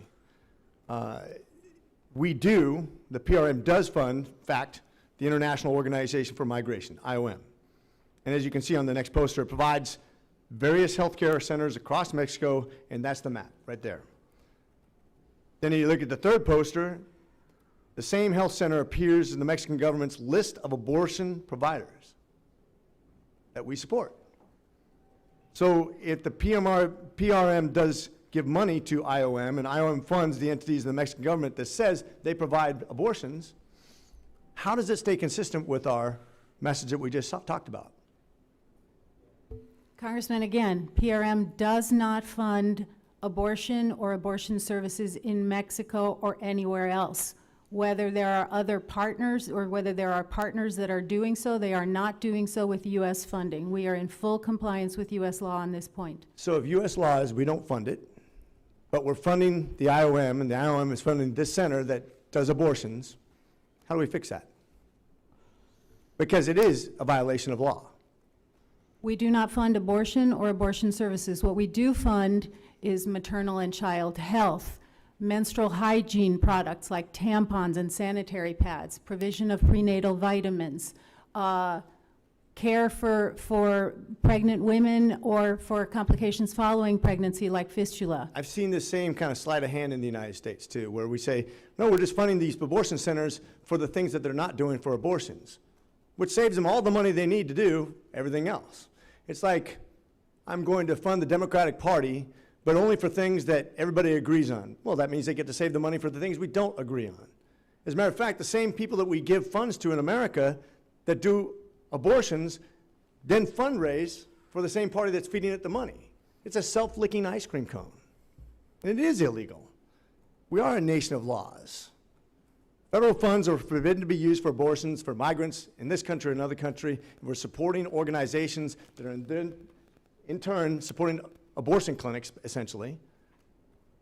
We are funding, this goes back to the WHO, it goes back to research centers in China that are doing gain of function. If we're funding them, even though we're not supposed to be doing gain of function, and they do it anyways, it's still American funds used on places for nefarious purposes, or at least illegal at the very best. And I think if we're having an honest discussion, I think the money needs to be tracted from these organizations that are funding things that we are not supposed to be funding. With that, I yield. Thank you, Mr. McCormick. Chair now recognizes Mr. Perry. Thank you, Mr. Chairman. Ms. Noyes, my understanding, I'm sorry you're on the hot seat here, but you got a lot of topics apparently people are interested in. So my understanding that PRM is providing funding for transportation, shelter, cash, and debit cards, and legal counseling in Mexico, aiding the flow of migrants to the U.S. border. And maybe you wouldn't characterize it as aiding, but I think it providing those things does aid. They're coming to America through Mexico. PRM defined a dollar amount ranging from $212 to $486 in the form of cash and voucher assistance to migrants. Now, when testifying for the Foreign Affairs transcribed interview at the time, I don't think you knew the number of migrants receiving funds in Mexico or how frequently migrants apply for CVA. And I'm not sure you knew the categories or types of what spending would be prohibited. Do you know those figures now? Do you have that? Congressman, I can tell you that the funding that PRM provides for non-governmental organizations and for cash and voucher assistance in Mexico is less than 10% of the total assistance that PRM provides in Mexico. That funding is directed to about 10% of the people who are seeking asylum in Mexico. We give them very limited amounts of funding so that they can remain safely in Mexico while awaiting adjudication of their asylum claims in Mexico. And I do have a specific figure that I can give you. We have one NGO partner that provides cash and voucher assistance in Mexico. It serves 1,845 people and provided $175,000, which comes to less than $100 per person for the year in Mexico. Okay. I didn't ask for the percentage, but that's fine. I guess I'm supposed to feel good about that. So are you saying that PRM only provides funding through the NGO or at the 10% level or what have you, only to migrants transiting through Mexico if they are remaining in Mexico? You don't provide any of that funding if they're going to continue to transit Mexico to the United States? That is my understanding. That's your understanding. And can we have that, can this committee request that documentation regarding that understanding that you have be provided to us? We will be happy to follow up. Okay. The UNHCR received more funding than any other organization, PRM, with funding levels at $46 million. Then the UNHCR takes that money and maybe it's a derogatory term to say funnels, but it distributes those millions of dollars to other organizations that carry out such services as legal counseling to asylum seekers and migrants. PRM, in 2022, PRM also funded the UN International Organization for Migration, or IOM, with $30.5 million for activities in Mexico, which is an increase in $5 million from 2021. Do you think, I mean, look, you're dealing with all these folks and these agencies, do these millions of dollars provided by the taxpayers of the United States, do you think they're an incentive to migrants who, let me ask it, maybe a better way to ask it this way. That money that is spent through the UNHCR or IOM, does it require that migrants be vetted first before that money is spent on them for legal services or what have you? Vetting. Our partners, and this is part of our agreements with them and the oversight that we conduct with them, absolutely check on the beneficiaries, figure out who really needs the assistance, and provide assistance only to those who really are the most vulnerable. And in Mexico, I'm sorry, I'm running out of time here. Everybody's vulnerable when you leave your country and you're transiting. I think everybody'd be vulnerable in Mexico doing that journey. But I'm talking about vetting to come to the United States of America. Are they vetted prior to this? There's a lot of money. That's $30.5 million and $46 million. So, you know, $86.5 million is spent on legal services, et cetera, for these people transiting Mexico to come to the United States. Do we require them to be vetted before they get access to that money in the form of legal services and other services that they would receive as a result of that money? we do not provide that funding in order to help people go to the United States. On the contrary, that funding is provided in order to provide assistance to people where they are. And as I had indicated earlier, it's to build up the Mexico Asylum Agency to provide support for people to remain in Mexico and seek asylum there. We also provide funding for assisted voluntary returns for people to return to their country of origin, to cease from those trips. Do you have figures? Look, I appreciate that narrative. I, for one, don't believe any of it. I think it is designed to assist and aid people to come to the United States illegally. That's what it's used for. And I think there's probably a small percentage that return back to their country. I also don't believe that anybody's required to be vetted before receiving the assistance that comes through those programs. Can you provide any metrics to prove what you just said? Certainly, we would be happy to provide information about the assistance that we have provided to Mexico's asylum agency, which has grown by 500% and has over 140,000 asylum claims in Mexico for people to remain in Mexico. We'd be very happy to provide further information. So what I'm looking for, just so that you don't go back to work and kind of chase your tail. Your time has expired, but you are up for another round in just a moment if you like. Okay, And I'll hold. I yield. we'll be up in, I guess, 5, 10, Yeah. 10 minutes. So we are moving to another round. This is going to go back to myself. If we could just make sure to give the quotes from what State Department told to, quote, neutralize the language. Quote, neutralize the language. Don't neutralize the program language. Neutralize the language of what you're reporting back to state. And then we wonder, why would Humanist International provide an inaccurate deck of slides to State Department? Why would they provide, only a small percentage of the slides instead of the slides that talk about promoting and expanding atheism in Nepal? Why would that? Well, because they were directed by State Department, revise the language in all official grant documents to neutralize the language in all materials that were submitted to State Department. No changes to impact the planned activities, no changes to the program language, no requests there. So here's my question number one. Was it you that told them to neutralize the language? No, sir. And I share your interest in understanding the proper interpretation of the language. I'll give you one, I'll let you get to your response to that. I'm glad you share my interest. I'm going to go back to something I said in my opening statement. Either you didn't know and you should be pissed off, or you knew and you didn't care, or your people knew and they didn't care and you should be really pissed off, or you knew and you tried to hide it.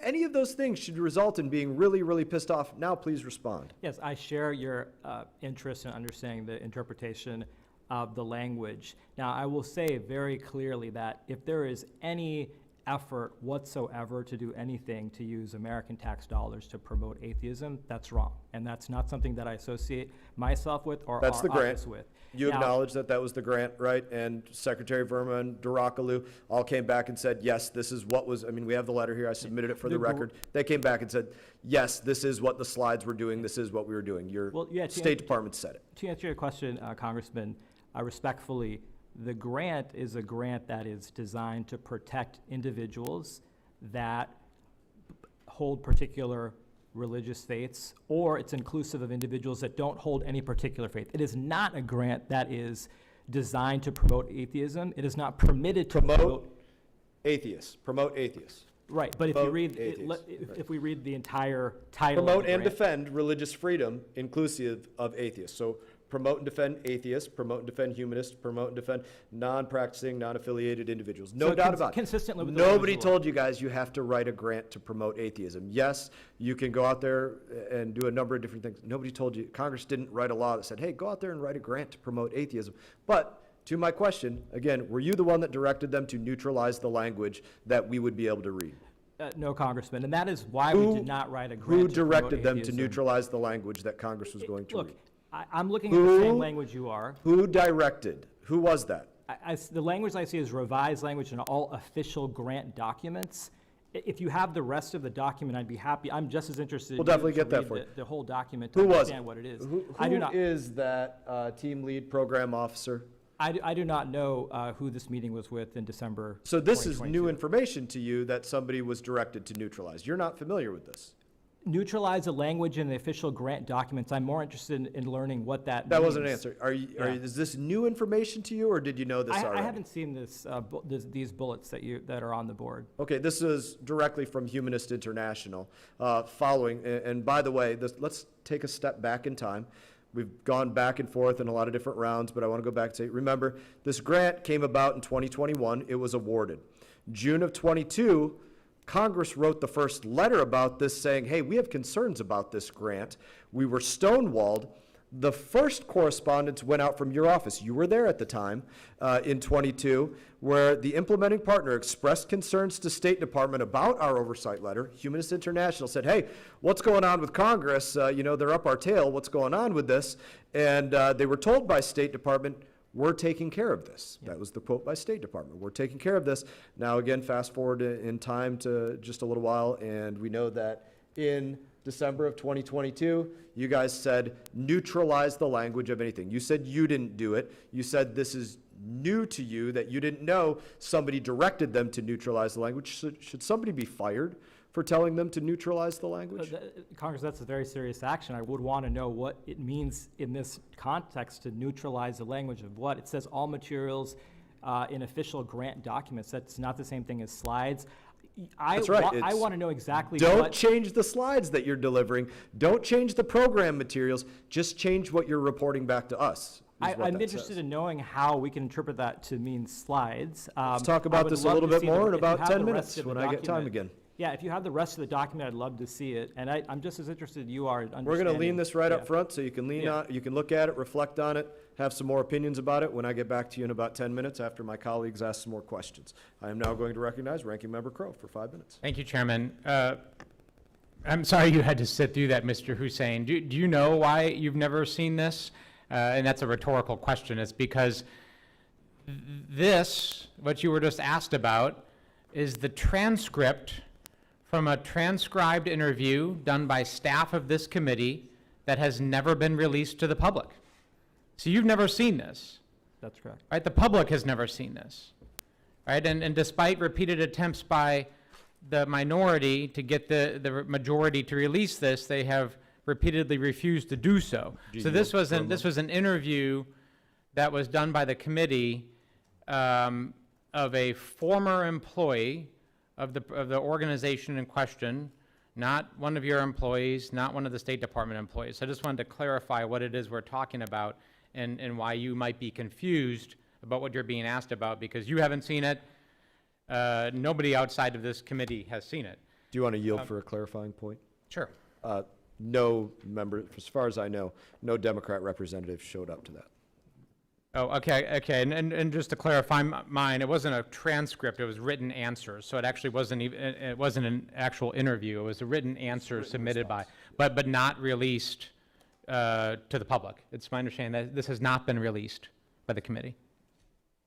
Is that Certainly released to your side. no Yeah, doubt. but we have asked for it to be Getting an released? answer for you. Okay. I'll get you an answer about whether the broader public has. In the meantime, because it's my understanding that you all have not released it. In any event, you haven't seen it. And do you know what this language neutralize mean? Is this language you use? Is designed to protect the religious freedom of all individuals, inclusive of atheists.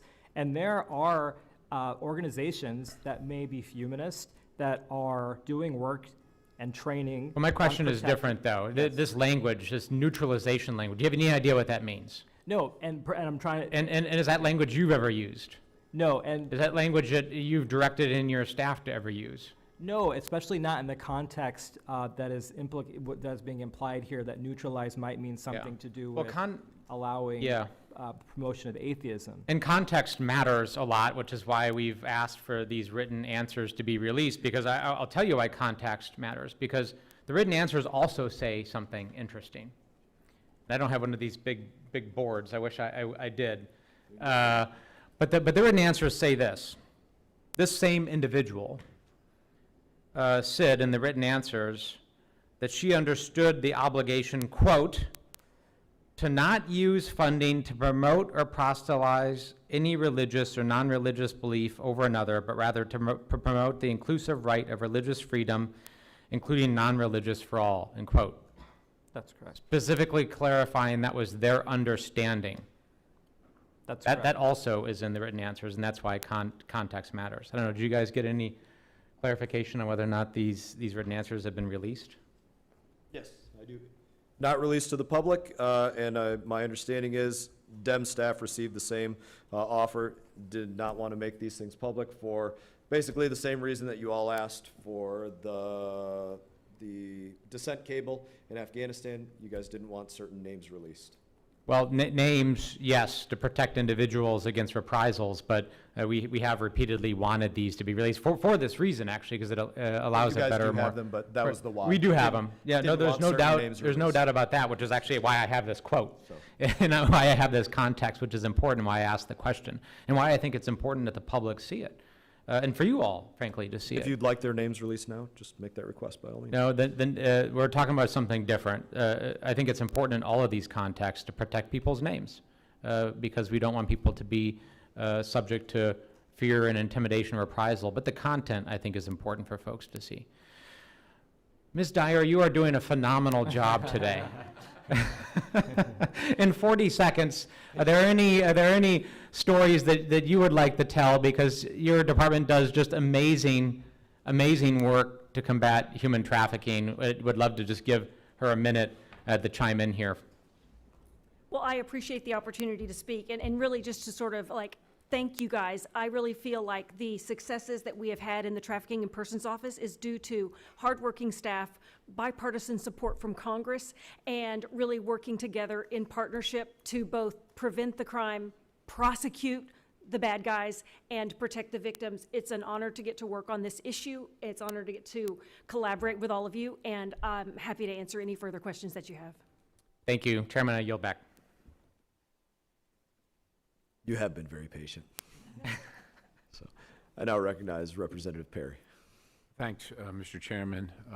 Ms. Noyes, I think from my standpoint for this committee, I misspoke. It was 76.5 million. You should never do math in public, but that I counted up there. But you said 10% essentially. But whether it's 10% or whatever of the 76.5 million, I would like to know if you can provide for us how many recipients, how many of those recipients were actually returned to their country, how many of the recipients were vetted, how many were not vetted prior to receiving the funding, and how many of these recipients remained in Mexico while they sought their asylum claim. I think that would at least help illuminate. Look, I don't want to be unduly critical. I represent, like everybody else here, 760,000 people. They get up early in the morning, they go to work, they're paying their taxes, we're borrowing money every single time we vote here to pay for all this stuff. We're borrowing. This is all borrowed money. And, you know, I can't speak for anybody else's district, but the district I represent, people can't afford their groceries, their gasoline, their electricity bills, their daycare bills, their normal daily needs. And when we're spending that kind of money, that amount of money, I would say it encourages people to come to the United States, but maybe you're right, maybe I'm wrong, but I should be able to tell my bosses, this is where your tax money's being spent, this is how it's being used, and right now I can't do that, so I appreciate that. Thank Mr. you. Perry, can I borrow a moment from you? Absolutely, yield to Chair. I was frustrated in your last dialogue because she had, Miss Van Noyes, Val's Noyes, I didn't mean to say that incorrectly, had a dialogue with Representative Issa in which the specifics of the dialogue, please correct me if I'm wrong, were they were funding a group. That same group was providing literal materials on how to circumvent U.S. immigration law, but they were paying the same group to do other things. So it's not what we were paying them to do. They were using other monies to literally give these documents on how to circumvent U.S. immigration law. We were paying for the other stuff. Yes, it was done at the same events. Yes, they were invited to the same audience. Maybe they were at an audience for, I don't know, receiving information on something, and they were given that information by this group, happened to be paid by the U.S., but they were also delivering this. It was frustrating to me that when you were asking your questions about whether they are doing different things, funding these groups and teaching them how to circumvent immigration law. Do I have a misunderstanding of your dialogue there? Yes, you funded this group that was directing people to circumvent immigration law. Your claim is that you were not funding them to do that. They must have got the money from somewhere else to do that. But yes, they were doing that at State Department-sponsored events or where there was an audience for United States Department of State. Congressman, although we did not fund the slides, it is absolutely true that nothing in those slides was intended to circumvent U.S. immigration law. In fact, it was to provide correct information about U.S. immigration law as opposed to the garbage that smugglers and traffickers put out. And the information in those slides is all information that is readily available on multiple U.S. government websites. If it was such corrective information, why wouldn't you want to fund that? You were very specific that you didn't fund that. Because we only funded that organization to provide support for asylum procedures in Mexico. And Mr. Issa did speak again very specifically about where that group was directing people to circumvent U.S. immigration law. And yes, you happen to be funding them as well, but certainly a frustrating point, not. But Congressman Perry, if I could, I appreciate your question about who is receiving cash and voucher assistance in Mexico funded by our partners, UNHCR and IOM. I can tell you that other countries also contribute funding to those organizations for cash and voucher assistance. So we will need to do some analysis to figure out how much of that funding came from American taxpayers versus other taxpayers, but I'm very happy to take the question back, and I appreciate it. I apologize for not using your full Val's Noyes. I apologize, I ma'am. have I one didn't- more question. Noise is fine, thanks. Okay, but now, based on that information, and look, we get that other countries fund some of this stuff, and God bless them, that's great, but I'm a representative of the American people, so that's my interest. Is there a prohibition in the State Department for funding organizations that would, look, these people are coming across the border illegally, right? Unless they're vetted and they've waited for their asylum claim, they're coming across the border illegally. Is there anything in State Department documentation that prohibits the use of those funds to be used to inform or provide care, comfort, whatever, to people that are crossing the border illegally? The 2024 appropriation passed by Congress made clear to us that that the United States may not provide funding to assist with provision of information about U.S. immigration proceedings or about legal representation in the United States.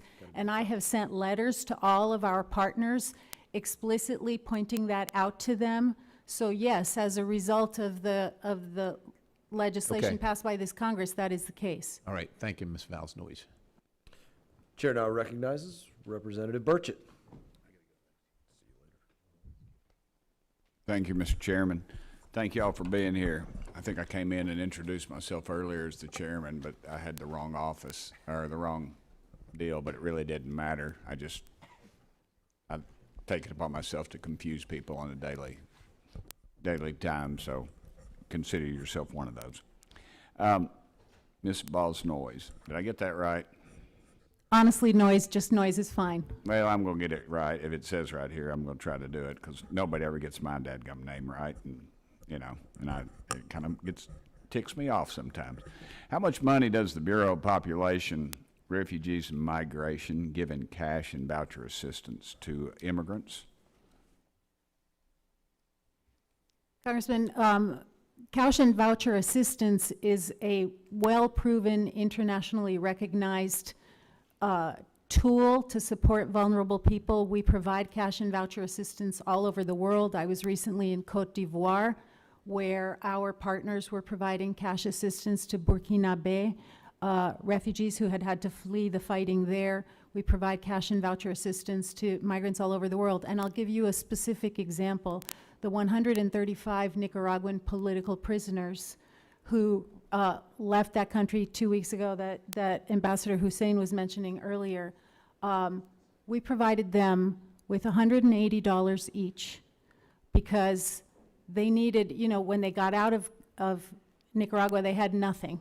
So Right. they arrived in Guatemala, we got them lodging, we got them food, they got standard issue sweatshirts, but we gave them $180 each so that they could buy underwear, shoes, Right. clothing that was distinct from We just that give of it to them others. to spend. Give it to what? them to This isn't a spend. gotcha, you're just educating me, ma'am. We I give it to appreciate them to spend, to support their dignity, to support their specific needs. We're processing them for more durable solutions elsewhere, and we're very grateful to the government of Guatemala for its support for these political prisoners, people who have fled unthinkable persecution. And they told us, these political prisoners told us that cash and voucher assistance, $180 each, it's not much money. Right. They Well, told us it was a gift from heaven. is it, what if it's used on something that isn't approved? Is there any way to track that?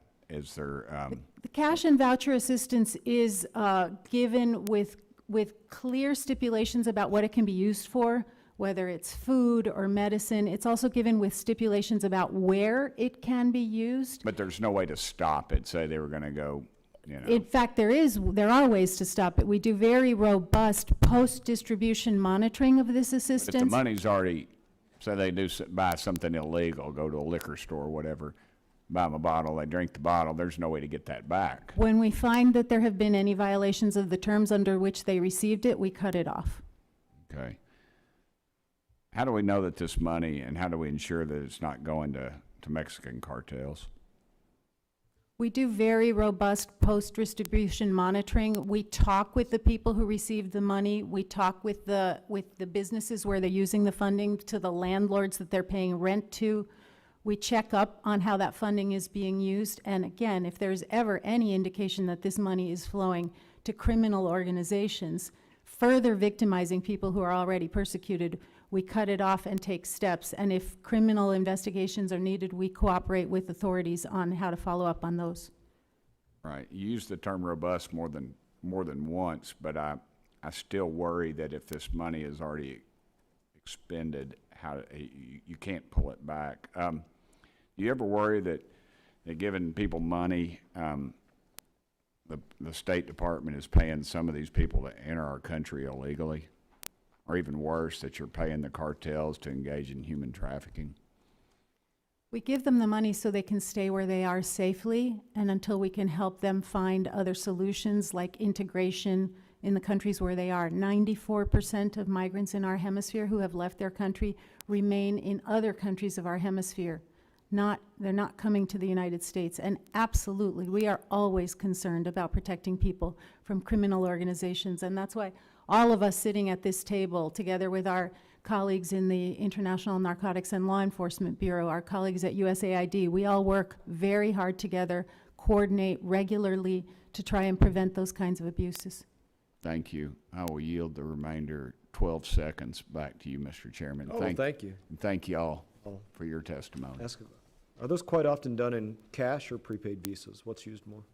It really varies on the context. In Poland, for example, where it provides cash and voucher assistance for Ukrainian women who were fleeing with small children, they would get bank accounts set up with funding for them. In Cote d'Ivoire, where I was a couple weeks ago, we actually gave out cash because there are no ATM cards or machines. There are no places where they can use cash cards. It really varies on the context. How many countries do you give out cash and vouchers?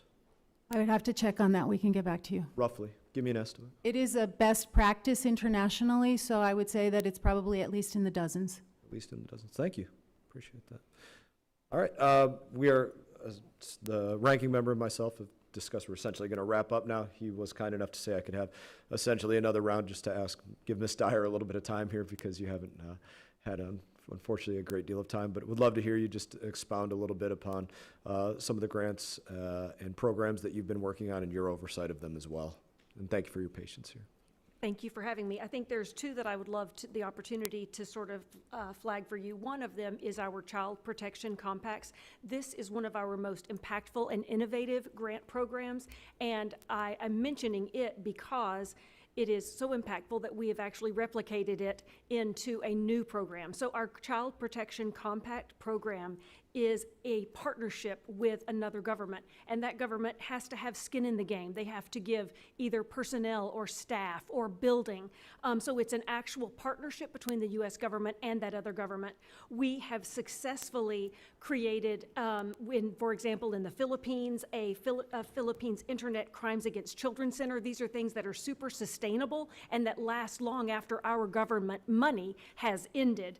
In Ghana, we created a shelter for child victims, and this program successfully removed numerous victims of child sexual exploitation and child forced labor. And in Jamaica, which is another example, we successfully created a national referral mechanism and child-friendly spaces. These are so important because these are three examples of child protection compacts that have ended, but the good work, thanks to work from Congress and money from Congress, continues to still benefit the community even after we have gone. So that's one of the options that I would love to just sort of highlight. Thank you for your partnership on. It was launched in 2015 and it's congressionally mandated, and it's one that we continue to operate, and we just signed our newest Child Protection Compact in Romania. So thank you for the opportunity to brag on it. Anything about how you oversee those grants?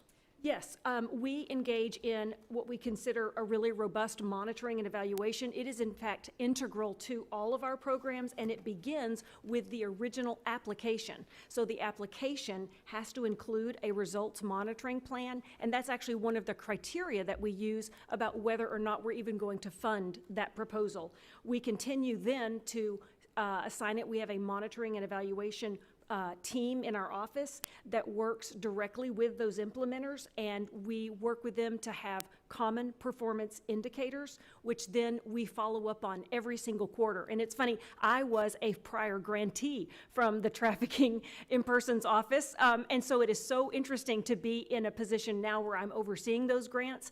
I knew the careful monitoring and cooperation that I had back in 2000, I hate to date myself, 2012 and 2013, and so it's wonderful to kind of bring it full circle and make sure that we are overseeing these and being really good stewards of the money.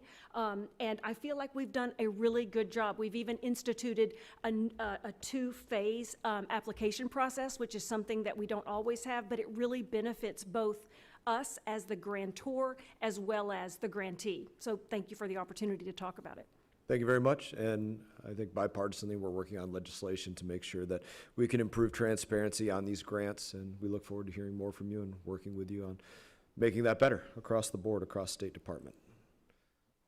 In that, I will say I thank each of you for your testimony. I thank all of the members, although it's only Ranking Member Crow and myself at this point, for their questions. Members of the subcommittee may have some additional questions for the witnesses, and we will ask you to respond to those in writing. I recognize you for any closing statement that you might have. Thank you, Chairman. Thank you for calling this hearing today, and I want to just thank the witnesses again for coming, for being candid, for telling the stories of your departments and divisions and the hard work of the men and women that are under your purview, who do work that is essential for human rights, for promotion of fundamental rights around the world. And, you know, I think it sometimes gets lost that this isn't just charity, right? The American people and the American taxpayer isn't giving this just out of charity, although there is a very real moral reason for us to do this that I support.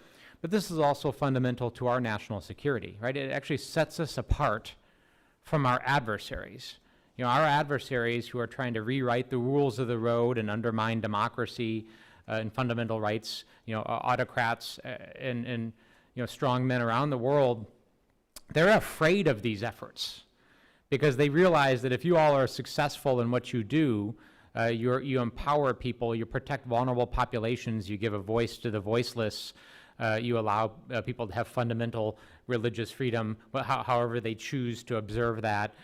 You help stabilize populations, you combat trafficking of humans. If you are successful in doing what you do, you undermine their efforts to suppress people. And I think this is a really important point for people to understand that you're doing work that's in the interests of the American people, that promotes stability, that promotes security, that promotes economy, and actually ties directly back to Americans' ability to have fruitful, positive, fulfilling, and economically viable lives by making sure that people everywhere are safe and secure as well. So I thank you for those efforts, and I yield back. Thank you, Ranking Member Crowe. I appreciate your testimonies today, and would just follow up by saying, tell us the truth. Tell us the truth promptly about what's taking place. It's not acceptable to stonewall Congress for a month, 12 months, 24 months. It's not acceptable to go out there, and the American people are not stupid or naive. Things are not always more than meets the eye. Sometimes it's very clear what something means.